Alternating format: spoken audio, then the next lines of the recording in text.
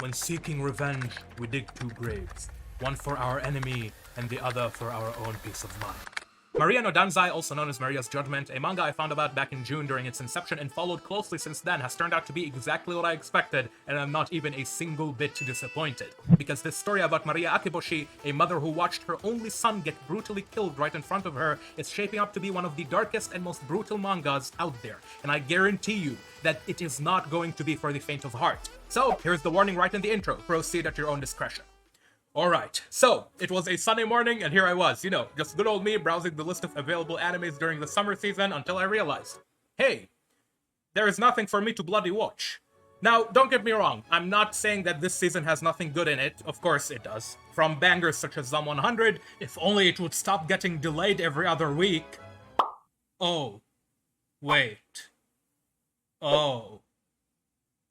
Well, there goes that, I guess. To the amazing world building and storytelling of Mushoku Tensei's second season. And speaking of second seasons, let us not forget the absolute blast that is Jujutsu Kaisen's second season, with the Shibuya District arc unfolding. Heck, there is even an amazing dark horse with the ironically fitting name of Dark Gathering. And it's not just those. Horimiya, My Happy Marriage, Bungo Stray Dogs, Rent a Peak. These are all popular shows of this summer, which I'm not watching simply because I never actually started watching them in the first place, but that is to no fault of the season itself. So point is, if I wanted to watch something, I could. Horimiya is a show that I have heard nothing but praise for, and it really seems like an incredibly wholesome story with an engaging plot. Honestly, I do want to watch it at some point. Even Rent a Girlfriend is yet another show that, despite being complete and utter garbage, seems like the exact type of complete and utter garbage that I would enjoy watching for absolutely no good reason whatsoever, and after every episode wonder why I'm wasting my time with this shit while simultaneously getting ready to watch the next episode.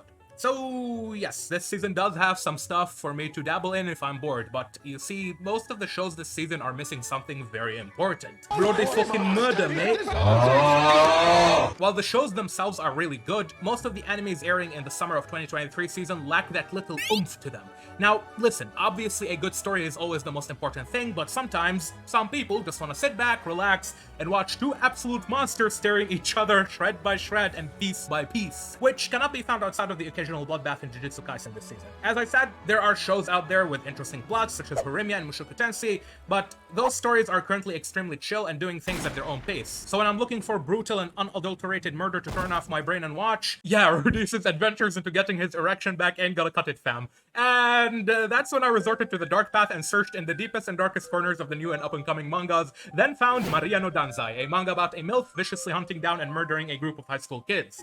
FBI, open up! Now, hold up a second. While I'm here busy talking like I'm trying to get myself on some kind of watch list, I should let you know that Maria no Danzai is not all about brutal murders and shock value. Trust me. While it is still in its early stages, this manga does actually appear to have a number of deeper and more meaningful themes and messages that it's trying to convey to its audience, and I've been able to pick up on some of them which have been subtly placed into the plot. When I say that Maria no Danzai is fresh off the press, I mean it. As of right now, while I'm recording this video, the story has just taken its baby steps with only 10 chapters out and the plot is still unfolding as I speak. And just like I've said before, this manga so far does not offer anything new to the formula. But hold on, don't write it off just yet. Sure, it might seem like it's following the tried and true formula of gore and merciless murder, which we have all seen before. However, it is here where I need to introduce you to an old man who was probably once wise. Maybe? Hopefully? By the name of Thomas Bertram Lance, who said the famous quote, "If it ain't broke, don't fix it."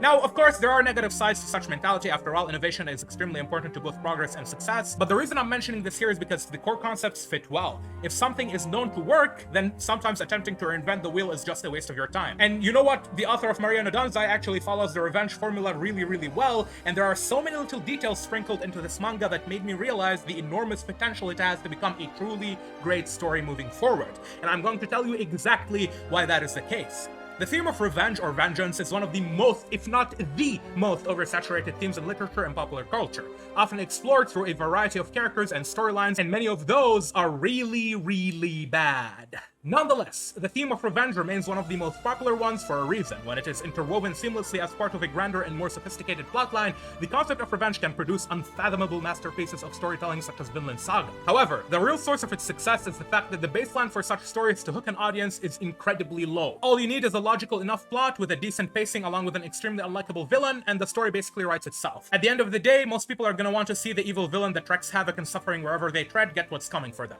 But it's precisely this low barrier to entry entry which causes the vast majority of revenge stories to be generic recycled copies of one another. But Maria no Danzai is not like those other ones. We are talking about a next-gen masterpiece, a story that redefines an era, a tale that transcends time itself. The author of Maria no Danzai does not only seek to reinvent the wheel, he seeks to redefine what a wheel can and cannot accomplish. This manga is a work of art, depending on what you consider art. It's brave, unique, astonishing.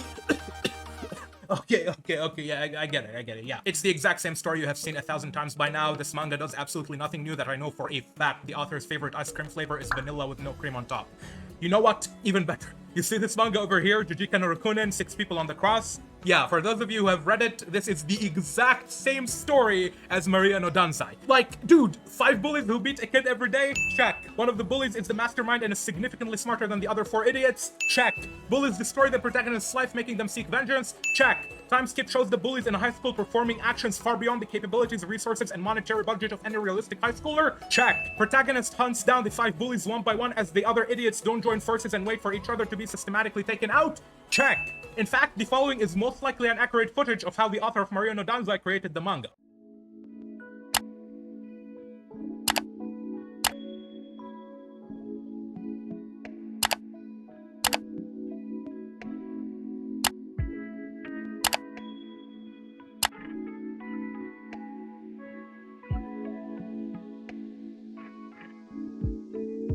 So as you can see, there is practically no difference between the two. Maria no Danzai is quite legitimately Jujika no Rokunen, except instead of the protagonist being an edgelord teen, the protagonist is Joe. Mama. Now, I've been around the block for a while, and I can tell you that replacing your conventional dark-haired Japanese male teenager protagonist with a smoking hot milk isn't enough on its own to carry a story. As I was saying, that alone isn't enough on its own to carry a story and make it intriguing for the readers, unless your readers enjoy doing this in their free time.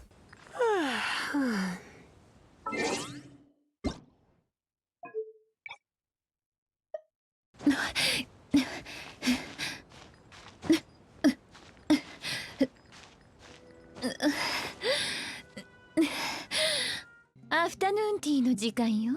But fanservice aside, Mari Nagare, also known as Maria Akeboshi, is an extremely easy main character to get behind, for the simple fact that her primary motivation is so simple yet so powerful at the same time. She is a mother.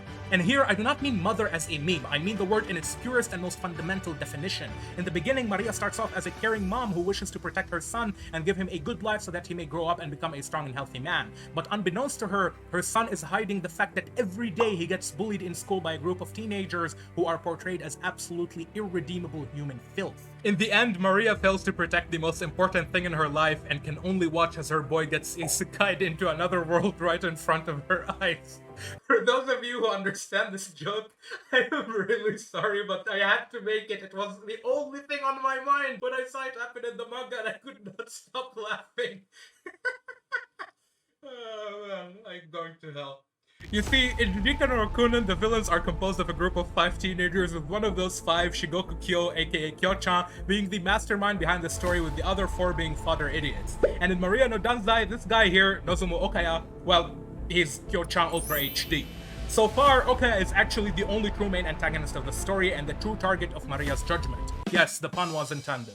While the other 4 are indeed low-life subhuman garbage, for all intents and purposes, they are each and all just a group of idiots that act as obstacles between Maria and Nozomu. Now, do keep in mind that since the manga is still new, this is just my prediction. Hopefully the story ends up taking a different and more interesting route with some of the villains, but in that regard, only time will tell, because when it comes to revenge stories, the vast majority of them end up straying into 2 categories of endings. Either the protagonist ends up losing themselves in the end and becomes the monster which they sought to destroy, or the story goes full Darman style and everyone reconciles with the power of friendship. Regardless, it is knowing how to navigate your plot between these 2 extremities that can allow you to integrate more nuanced themes into your story and potentially convert the simple theme of revenge into a masterpiece. The aforementioned is something that I suspect the author of Maria no Danzai is aware of, slowly integrating certain plot devices within the story that can potentially be used in the future to tell more profound tales. Starting all the way with Maria's own son Kiritaka, who is described to have maintained a defiant spirit against those who bullied him and abused him until the very end, never succumbing to them and breaking,